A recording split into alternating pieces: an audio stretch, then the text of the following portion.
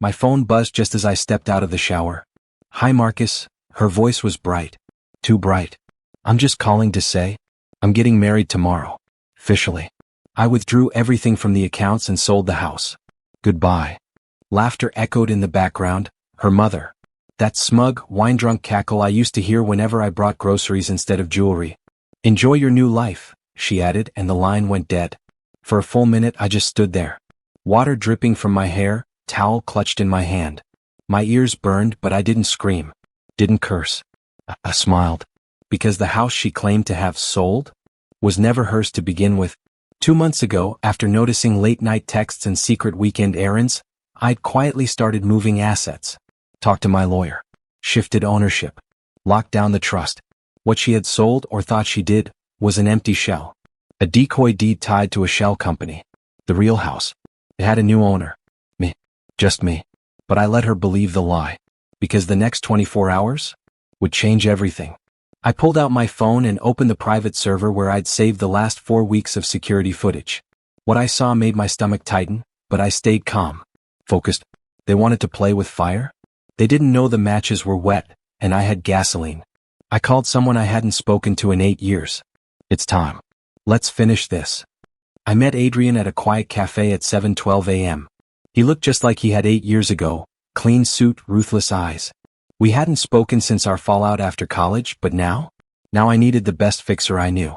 "She played you," he said, sipping his espresso. "She thinks she did," I corrected. "But I let her play herself." I slid over a folder. Inside were bank statements, real estate documents, and screenshots of messages between my wife and a real estate agent. Everything's traceable to her and her mother. She used my identity without consent. Let's make that useful. Adrian whistled low. Wire fraud. Identity theft. Elder manipulation on the cosign. You've got a buffet. She's getting married tonight, I added. In a beachside villa. I want her served before she cuts the cake. He nodded. Consider it done. Back home, I opened the guest room closet. My safe was untouched. Inside was the real deed, the prenuptial addendum she'd signed while half-drunk in Vegas, and a flash drive filled with 2 months of recordings. In one video, her mother was coaching her. Drain him. Once he's broke, you ghost him. I'll find you a new one. I smiled. They thought they'd built a perfect betrayal, slow, rehearsed, calculated. They forgot one thing. I was watching. And when I strike, I don't yell. I document. Adrian texted one word, delivered. And then, a photo of my wife's stunned face as she opened the envelope mid-toast. The venue was beachside, all fake smiles and forced elegance. I didn't attend in person. I didn't need to. Adrian had positioned a young paralegal to blend in with the catering crew. When the cake was rolled out, champagne raised, and toasts began, my ex lifted her glass and smiled for the cameras. That's when the server placed the thick white envelope in front of her. She laughed, thinking it was another congratulatory gift. But the smile shattered as she read the first line. Notice of fraudulent real estate transaction. Legal action imminent. The groom, a lanky dentist named Craig, leaned over and paled. His parents were confused, until the paralegal calmly stated, I suggest you all get legal counsel. You've been implicated as co-beneficiaries in a fraudulent sale involving a house that's not legally hers to sell. Cameras were still rolling. Adrian had timed everything. But that wasn't the final blow. Back at my condo, I pressed send on a scheduled upload.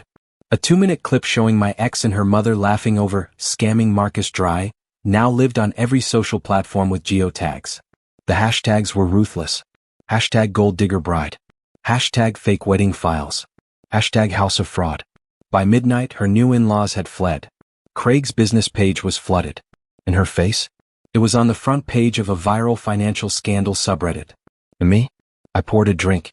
Sat back. Watched the house of lies she built catch fire, one match at a time. My phone buzzed. Unknown number. I answered. A trembling voice whispered, please? I didn't know. I was used to.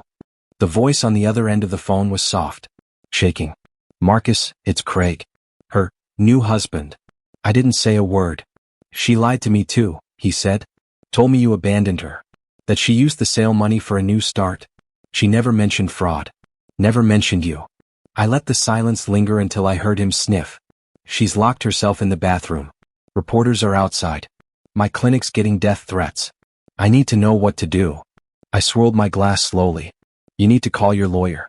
And the police. If you didn't sign anything yourself, you might still crawl out of this. He exhaled, a mix of relief and regret. I didn't even want to get married this fast. Her mother pushed it. Said it was our chance to build something powerful together. That made me pause. The mother. She'd been silent since the clip went viral. And something about that, her silence, didn't sit right with me. Craig added, she kept talking about trust funds, old money, power couples.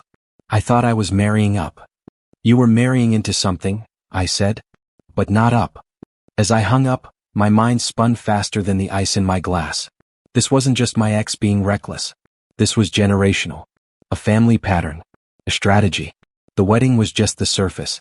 And whatever was brewing beneath it. I wasn't done unearthing it. The next morning I found a small envelope under my door.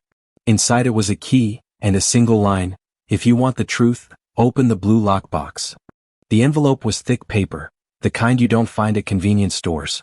No return address. Just my name typed in all caps. Inside, a small brass key with chipped blue paint, and a handwritten note. If you want the truth, open the blue lockbox. I knew exactly what it was. Back when we were married, my ex's mother kept a steel lockbox tucked in her antique cabinet, one she claimed held family deeds and memories. But it was always locked. Always hidden behind fake smiles and silk curtains. I drove to the old estate, the one they had tried to sell after forging my signature. But it hadn't sold. The title was still frozen, thanks to my legal hold. Nobody expected me to return. The security code was still the one I had set years ago. I stepped inside, walked to the cabinet, and there it was. The lock clicked open like it had been waiting. Inside, a stack of prenups. Doctored. Bank transfer receipts to overseas accounts. Medical documents. But the worst was a letter addressed to my ex. From her real father. She had hidden her true identity for years. Not out of shame, but for leverage. She wasn't just stealing from me. She was stealing a legacy. Just then my phone vibrated. One message, you took the box. We see you. I looked up. A red light blinked on the bookshelf across the room. My heartbeat wasn't just pounding, it roared. That blinking red light, it wasn't there before. I didn't wait. I snatched the documents, stuffed them in my coat, and moved to the hallway, smooth, quiet steps. That estate had too many secrets. Too many eyes. The hallway lights flickered once, then held steady. I walked straight past the kitchen. Ignored the creak in the floorboards by the side table. Outside, I called my most trusted friend, Joseph, a former federal investigator turned private data specialist. He picked up on the first ring. You finally opened it, he said without a hello. You knew. I planted the tracker. I knew they'd come back for it. Do you still have the burner phone I gave you? Yeah. Good. Turn it off. And disappear for a few hours. Let me pull every IP from that house camera. You're being watched. 3 hours later, Joseph called. You're going to want to sit for this. I didn't. 2 weeks before she left you, your ex-wife logged into a private offshore portal. She listed herself as a sole heir to an estate in Switzerland. The signature next to it? Yours. Forged. I said nothing. Joseph added, and she wasn't alone. I already knew the next word. Emily, I whispered. He paused. No, not just your wife. Her mother helped, but the real puppeteer is someone much closer to you. I met Joseph in person that evening. Rooftop bar. He slid his phone across the table. On the screen? Security footage, grainy but enough. There she was. Emily, my ex-wife, sitting beside my sister, laughing, signing. Another man joined them moments later, the notary I'd used 5 years ago to set up our international account for a joint development deal in Zurich. She had used that to steal my identity. But the twist? It wasn't just about money. Joseph's voice was low. They were after the trust too. Your dad left a safety net for your future kids. Emily and your sister petitioned to dissolve the trust and reroute the assets through your mom. She signed off. I clenched the glass in my hand. Your mother? He nodded slowly. They promised her a retirement villa in the French Riviera. My pulse slowed. Joseph, I said, staring out at the skyline, do you still have access to the offshore shell I registered when I was 26? The one under the dead LLC. He smirked. I do. You planning a comeback? I turned to face him. Come. Sure. No. I'm planning war. The moment I said those words, a shadow stepped out from behind the bar wall. It was my uncle. And he wasn't supposed to be alive. Uncle Robert? I whispered. The man stepped closer, face thin from illness or hiding. I heard they tried to erase you too, he said. I've been waiting for your move. Turns out, he'd faked his own death after they siphoned his company shares. And he'd been watching. He handed me a small leather notebook. Inside, detailed timelines, account links, conversations. Everything Emily, my sister, and my mother had done to steal, defraud, and manipulate. Even the offshore transactions Joseph couldn't trace. Use this, Uncle Robert said. I've already filed a sealed affidavit. The judge who helped them?